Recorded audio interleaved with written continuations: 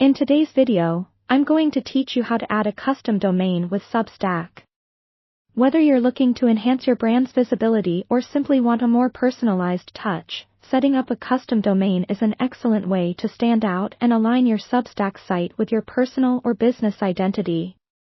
We're going to walk you through this process, step by step, so you can navigate it with confidence. First things first, we need to start from your Substack home.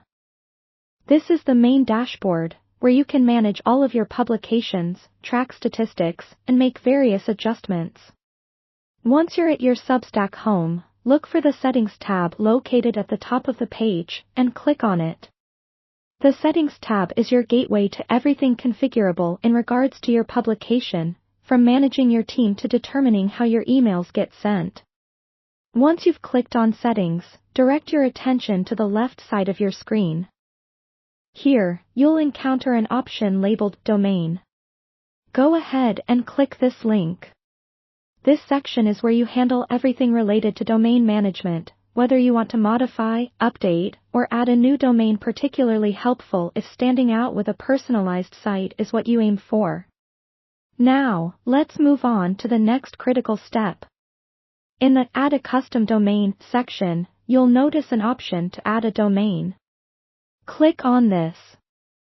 Although straightforward, it's a pivotal step in aligning your branding with your Substack presence.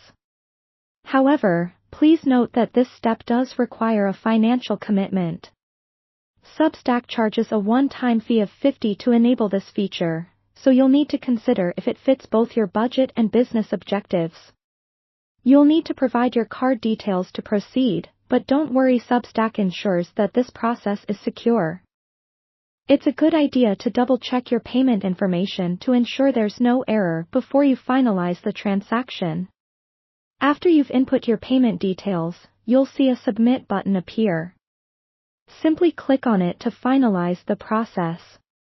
Completing this step activates your custom domain, integrating it seamlessly with your Substack publications. Once submitted, your domain is set up and ready for use.